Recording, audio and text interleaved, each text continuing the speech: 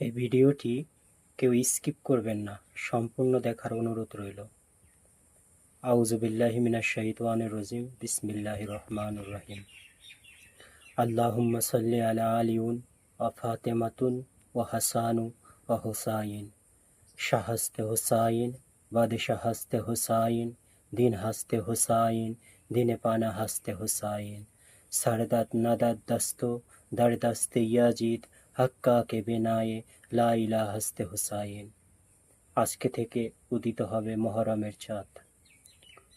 মহরম সেই একটি মাস যা বিশ্বে শোকের ছায়ায় আচ্ছন্ন করে। বাংলাদেশে প্রায় ৯৫% মুসলমান আমরা। প্রথমে স্মরণ করিয়ে দিতে চাই নবী পাকের একটি কথা, যে আমি তোমাদের মাঝে দিন পৌঁছে দিয়ে গেলাম, এই দিনের বিনিময়ে আমি কিছু চাই না তোমাদের কাছে, শুধু আমার আহলুল বায়তের ভালোবাসা ব্যতীত।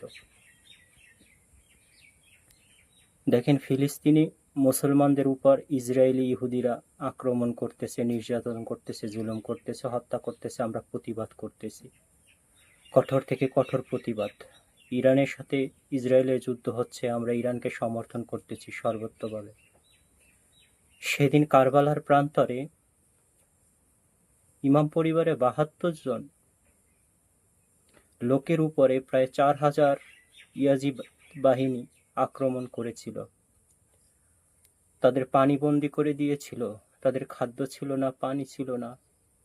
সেখানে শিশু ছিল, বৃদ্ধ ছিল, নারী ছিল, পুরুষ ছিল। তারা কতটা অসহায় ছিল।